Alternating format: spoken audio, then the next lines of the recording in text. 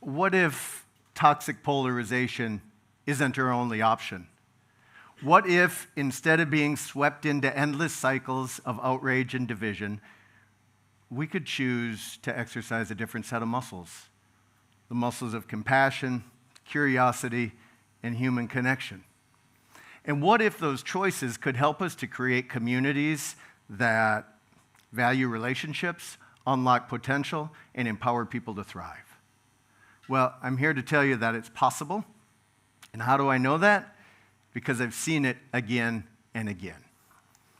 I've spent my career as a photographer, creating work for national magazines and Fortune 500 companies. I've shot projects for clients back home in the States and around the world. And along the way, I came to realize that it wasn't just my job to create photos.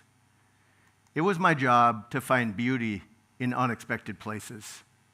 People hired me to see things that others missed, to recognize the good beneath all of the noise.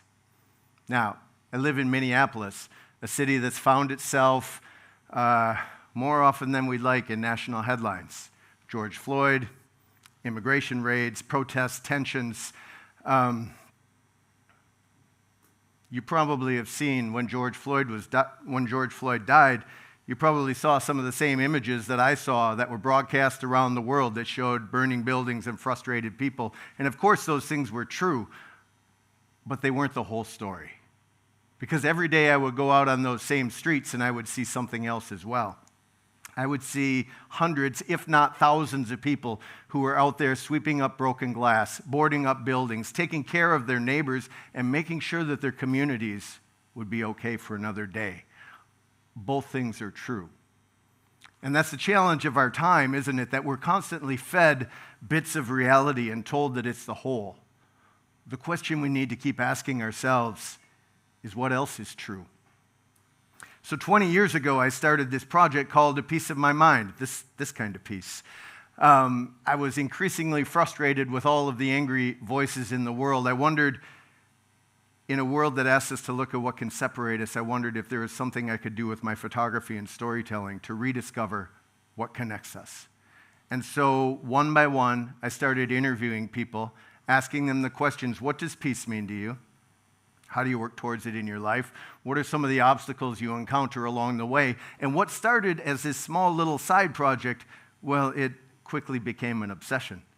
In fact, my wife and I, during the pandemic, we sold our house. We bought a van named Vinny Van Gogh, yeah. And we spent 2.5 years during the pandemic driving 93,000 miles across the United States, looking for stories of hope, healing, and human connection.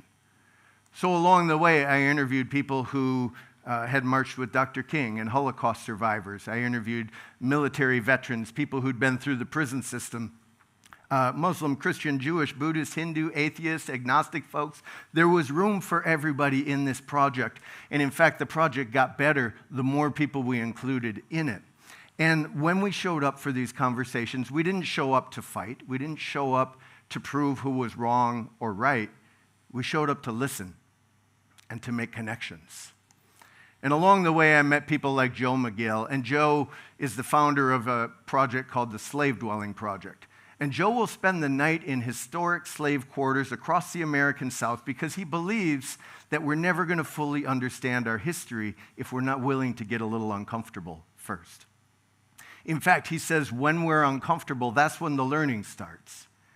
And when Joe spent his first night in this cabin at Magnolia Plantation outside of Charleston, South Carolina, as he was settling in for the night, he started noticing these little indentations in the bricks near the fireplace. And at first he didn't know what those were.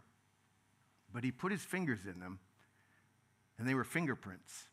They were smaller than his because those were the fingerprints of enslaved children who had made those bricks generations earlier. And 200 years later, those fingerprints are still present.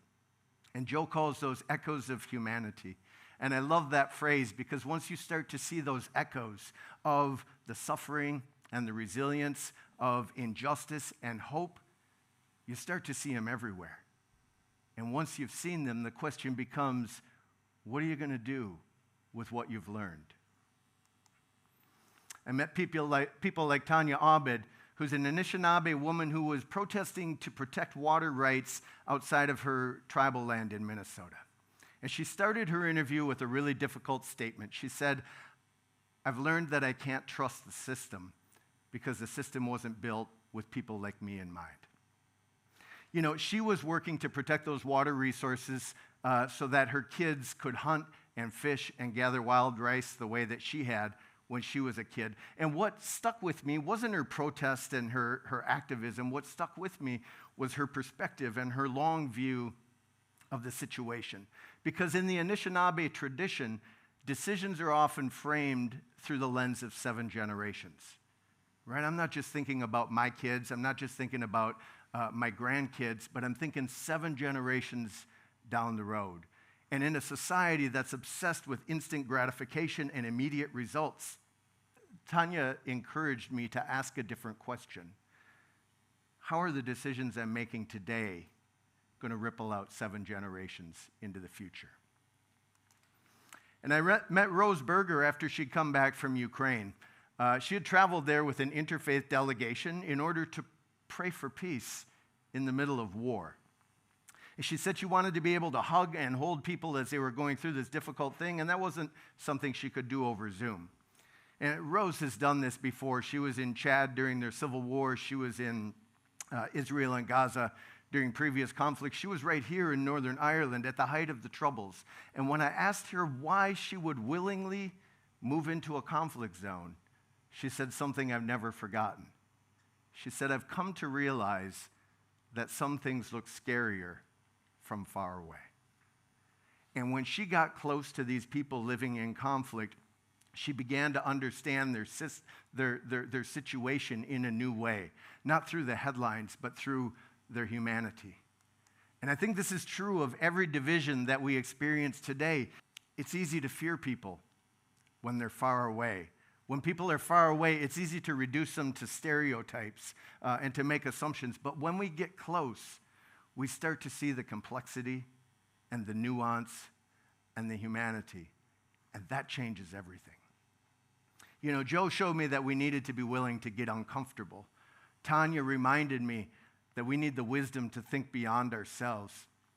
Rose, she taught me that we need the courage to get close. We used a storytelling project in all sorts of different situations, and the questions always change. We were working with veterans around suicide prevention and PTSD, and we simply asked, "What have you learned?" And Bonnie shared Brian's suicide didn't stop his pain. It just gave a piece of it to everyone who knew and loved him. We worked with rural communities talking about isolation and loneliness, and we asked, "When have you felt a sense of belonging?" "I belong when I'm sitting in ceremony with family and friends." And we worked with people in addiction and recovery and asked, "What has helped you move towards healing?" "I became sober to heal my mind and my spirit and to be a provider for my family." Something remarkable happens every time. When we show up to listen, when people feel heard, they'll find this unexpected courage to share really powerful stories. When we start to change our perceptions, we can also change our behaviors. We measure that shift. And so when we do our programming, before we do our programming, 62% of the people will say, "I feel hopeful that we can bridge divides in my community." By the end of our programs, that number has moved to 90%. When we sit down and begin with people, 68% say, "I feel confident having respectful conversations about different issues." By the end, 94%. We consistently move the needle 20 to 30% in the ways that people perceive themselves and their others, and others around them. Because when we model the behaviors of listening and curiosity and human connection, people will start practicing those behaviors themselves. My friend Joe Davis says we do best what we do most, which is to say we'll grow the muscles that we exercise, we'll build the skills that we practice. And so as we move through the tensions of this world, we have to ask ourselves, what are the skills that we're practicing? What's the world that we want to leave behind? I want to share one more story with you before I go.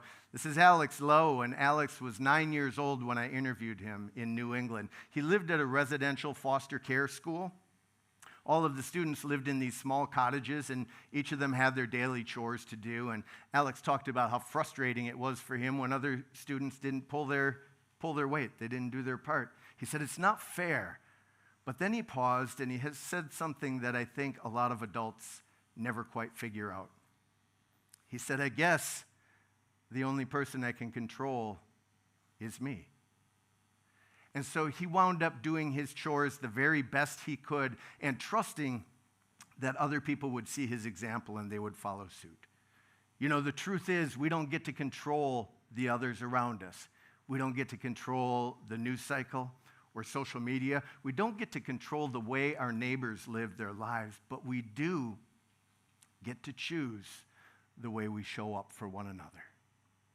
And we do best what we do most. I don't believe that toxic polarization is inevitable. I believe that something better is possible, not because I'm blindly optimistic, but because I've seen it in veterans and refugees, in politicians and activists, in people who believed they had nothing in common except their shared humanity. You know, I believe that when we look for division, we're going to find it. And when we look for connection, we're going to find that too. Human connection comes at a high cost, right? There's a high price to pay. It requires courage and humility and vulnerability. But what's the price we'll pay if we choose something else? Dr. King taught us that hatred can't drive out hatred. Only love can do that. And darkness can't drive out darkness. Only light can do that. The more I work on this project, the more I understand that you and I, we don't have to wait for the light. We are the light. The question is, will we choose to shine it? Thank you.